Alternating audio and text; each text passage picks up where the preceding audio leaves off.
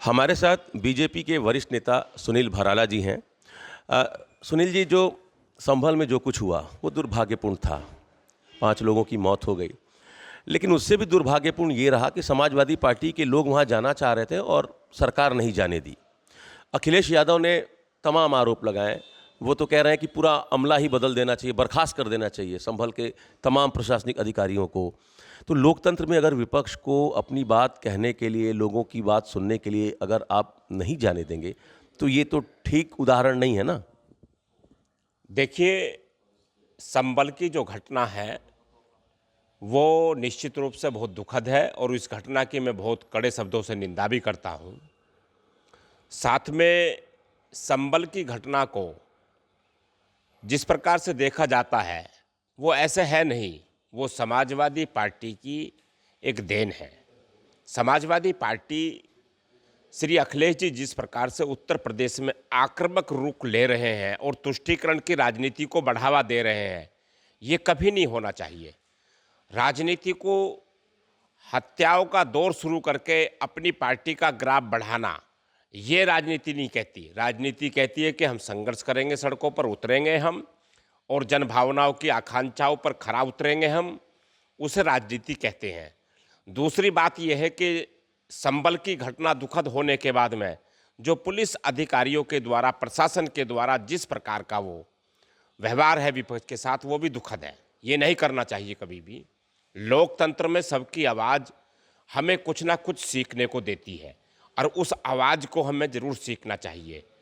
अगर हम उनको जाने से रोकेंगे तो समाजवादी पार्टी का ग्राफ बढ़ेगा, और हम जाने से नहीं रोकेंगे, उनको जाने देंगे तो उनका ग्राफ बिल्कुल नहीं बढ़ सकता। तो कुछ प्रशासन में ऐसे अधिकारी बैठे हुए हैं जो जिस प्रकार से वो भारतीय जनता पार्टी की सरकार में रहते हुए और विपक्ष को बढ़ाना चाहते हैं, मजबूत करना चाहते हैं, ताकत देना चाहते हैं, ऐसे लोग भी कुछ हैं।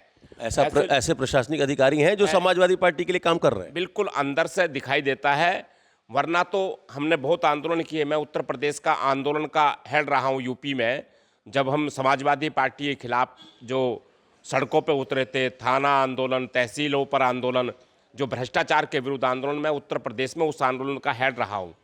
और हमेशा मैं कहना चाहूँगा कि ऐसे भी अधिकारियों को चिन्हित करेंगे हम लोग कि जो विपक्ष को मजबूत करने में वो अपनी सोच को बढ़ावा दे रहे हैं। संभल में भी ऐसे अधिकारी, संभल में भी हो सकता है ऐसे लोग हों, तो उनको चिन्हित करना पड़ेगा। उत्तर प्रदेश में ऐसे अधिकारियों को जो भारतीय जनता पार्टी को डैमेज करने में है और जो विपक्ष को मजबूत करने का, परंतु हम इस सपने को पूरा नहीं होने देंगे। हमारे उत्तर प्रदेश के मुख्यमंत्री श्री योगी आदित्यनाथ जी, वो बहुत मजबूताई से, बहुत ताकत के साथ अपनी छवि को लेकर के, ईमानदार छवि को लेकर के, और उनका जो एक सबको साथ लेकर के अद्भुत क्षमता उनके अंदर है, उससे उत्तर प्रदेश की जनता उनके साथ खड़ी है। अद्भुत उनके साथ। अखिलेश यादव कह रहे हैं कि 5-5 लाख रुपया पीड़ितों को समाजवादी पार्टी देगी, सरकार को 25-25 लाख रुपए देने चाहिए। क्या कहेंगे आप? देखिए, समाजवादी पार्टी उनको 5-5 की लगे 1 करोड़ दे दे, उस पर हम ये नहीं कहना चाहिए, क्योंकि वो उनके दल का मैटर है, उनके दल का मामला है।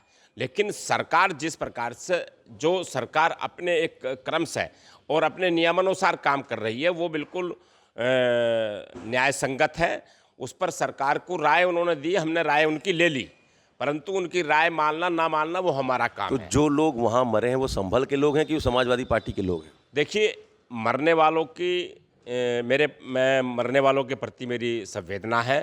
वो चाहे वो समाजवादी पार्टी के हों, चाहे वो संभल के लोग हों, चाहे वो कोई भी हों, लेकिन ऐसा जो अपने हाथों में कानून लेकर के अपने हाथों को सरकारी काम में बाधा डालने का काम नहीं करना चाहिए। ये विषय आज का नहीं है।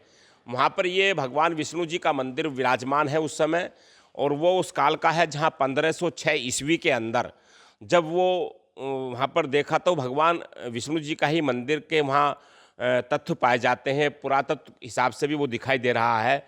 लेकिन न्यायालय के फैसले को जिस प्रकार से उन्होंने माना नहीं और उन्हें सर्वेक्षण पर रोकने पर जो प्रतिबंध लगाया, वो नहीं करना चाहिए था। कानून को अपने हाथ में नहीं लेना चाहिए था। भराला जी, एक वर्शिप एक्ट है 1991 का, जिसकी बात मुस्लिम पक्ष कर रहा हर जगह कि वर्शिप एक्ट में ये बात है कि अयोध्या छोड़कर 1947 15 अगस्त को जिस भी धार्मिक स्थल का जो चरित्र रहा हो वही मौजूद रहेगा। क्या आप 1991 के वर्शिप एक्ट को नहीं मानते हैं, या आप ये मानते हैं कि नहीं, जो मंदिर तोड़कर मस्जिद बनाया गया तो सबको वापस करना चाहिए, क्या है आपका स्टैंड? ये मेरा स्टैंड बिल्कुल स्पष्ट रूप से है। इसमें भारतवर्ष के मुसलमानों के और मुसलमानों के जितने भी काजी हैं, अपने धर्म गुरु हैं, धर्माचार्य हैं, उनको सह सम्मान बुलाना चाहिए और उनसे वार्ता करनी चाहिए इस बात पर कि जितने भी हमारे सनातन हिंदुओं के धार्मिक स्थल हैं उन पर बैठ कर के समझौता होना चाहिए। चाहे वो हमारा मथुरा है, चाहे वो काशी है, चाहे वो हमारा संबल हो गया, चाहे वो अजमेर शरीफ हो गया, या आदि आदि जहाँ पर ये प्रश्न चिन्ह लगे हुए हैं, उनको हम निश्चित रूप से जो हमारे भाई मुस्लिम धर्म गुरुओं के आचार्य हैं उनके साथ बैठ कर के उन्हें रजाबंद ये फैसला कर देना चाहिए खुद ही स्वयं। उससे एक देश के लिए एक बड़ा जो सद्भावना और जो आपस में जो प्रेम भावना थी वो बढ़ेगी और भी मजबूत होगी। और वो जो है जितने भी ऐसे स्थान हैं, धार्मिक स्थान है, वे सारे स्थानों को हमें सौंप देने चाहिए, सनातन हिंदुओं को दे देने चाहिए और फिर उस पर विराम लगा देना चाहिए पूरी तरीके से बैठ करके। तो ऐसे कितने स्थल होंगे आपके हिसाब मुझे से? ऐसा लगता है कि जो बाबर का काल था या फिर जो उस काल के जो कट्टरपंथ लोग थे, मतलब पूरा मुगल काल हाँ, पूरा मुगल काल में जितनी भी ये गड़बड़ियाँ हुई हैं वापस होना चाहिए। उनको वापस कर देना चाहिए। पूरे भारतवर्ष के अंदर जो हमारा पुरातन, ये यहाँ नहीं है भारतवर्ष, हमारा भारतवर्ष जो है पूरा अखंड जो है वो हमारा नेपाल है, हमारा बांग्लादेश है, हमारा भारत है। तो इन देशों में भी जो हमारा हिस्सा फैला हुआ है भारतवर्ष का, वापस कर, वो उसको चिन्हित करके धार्मिक स्थलों को वापस कर देना चाहिए। एक आखिरी सवाल, आपने कहा था जनसंख्या नियंत्रण पर आपका एक बयान बड़ा चर्चित हुआ था, हम दो हमारे पास, हिंदुओं को कम से कम 3-4 बच्चे करने चाहिए। आपको लगता है कि आप अभी भी अपने बयान पर कायम हैं? मैं अपने बयान पे कायम हूँ, कायम था, कायम रहूँगा।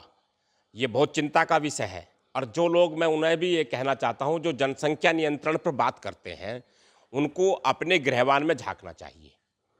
क्योंकि आज जो वर्तमान की जो परिस्थिति है और वर्तमान का जो युवा है, आज का युवा नहीं, मैं सन 2000 के आसपास से आगे की बात कर रहा हूँ इस समय। आज आप देखो गाँव में चलो तो गाँव में बड़े बड़े घर, बड़े बड़े हत्ते, छोटे, वहाँ है ही नहीं। वहाँ केवल हम दो हमारा एक। हम जो वर्तमान का युवा है वो बिल्कुल बहुत ही नर्वस हो चुका है और जो उनकी इच्छाएं शक्ति इस आधुनिक युग में बढ़ती जा रही है लगातार कि हम एक बच्चा पैदा करें और उसे हम बच्चे को प्राइम मिनिस्टर बना दें। ये जो सोच बनी है, अच्छे हम स्कूल में जिसमें करोड़ों रुपया खर्च हो उस बच्चे पर हम ऐसा पढ़ा दें उसे, ये सोच बदलनी पड़ेगी। हमारे यहाँ हिंदू को निश्चित रूप से ये सोच बदल करके जो वर्तमान का युवा है उसे करना चाहिए कि हम दो हमारे 3 हमारा 5 परिवार का पूरा परिवार हमारा होना चाहिए। आज जिस प्रकार की अभी गाजियाबाद के जो चुनाव में मतदाताओं का जो एक तुलनात्मक था जिसमें पुरुष और स्त्री का जो मानक था उसमें बहुत गंभीर समझ में आया है कि महिलाओं की संख्या, हमारी स्त्रियों की संख्या घट रही है, लड़कियों की संख्या घट रही है। हमें ये जो पूरा एक सिस्टम बिगड़ रहा है और जो हमारे रिश्ते नाते बिगड़ रहे हैं, आप देखो कि अगर हमारे घर में कोई बेटी नहीं होगी तो क्या हमारा जीजा आएगा क्या, या हमारा फिर फूफा बनेगा क्या? तो ये हमारे रिश्ते भी टूट रहे हैं, इन रिश्तों पर भी फर्क पड़ रहा है। तो हम 2 हम 5 का परिवार होना चाहिए कम से कम। आगे कोई चिंता नहीं करनी चाहिए कि उनको पढ़ाएंगे कैसे, लिखाएं कैसे।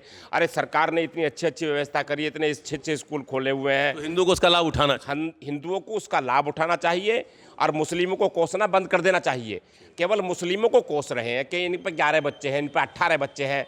अरे मैं तुम्हें सम्मानित करूंगा, तुम भी 11 बच्चे बनाओ, 18 बच्चे बनाओ, 10 बच्चे बनाओ, तो मैं तुम्हें सम्मानित करूंगा। राष्ट्रीय परशुराम परिषद उनको सम्मानित करेगी, उनको पुरस्कार देगी। चलिए, तो 11 बच्चे, 12 बच्चे, 18 बच्चे आप भी पैदा करिए। हिंदू समाज के लोगों को ये कह रहे हैं सुनील भराला जी, हम आपको सम्मानित करेंगे। मुगल काल के दौरान जितनी भी मंदिरें तोड़ी गई उनको वापस करना होगा, ये कहना है बीजेपी के वरिष्ठ नेता सुनील भराला जी का। Amit Singh, TV9 UP, Varanasi.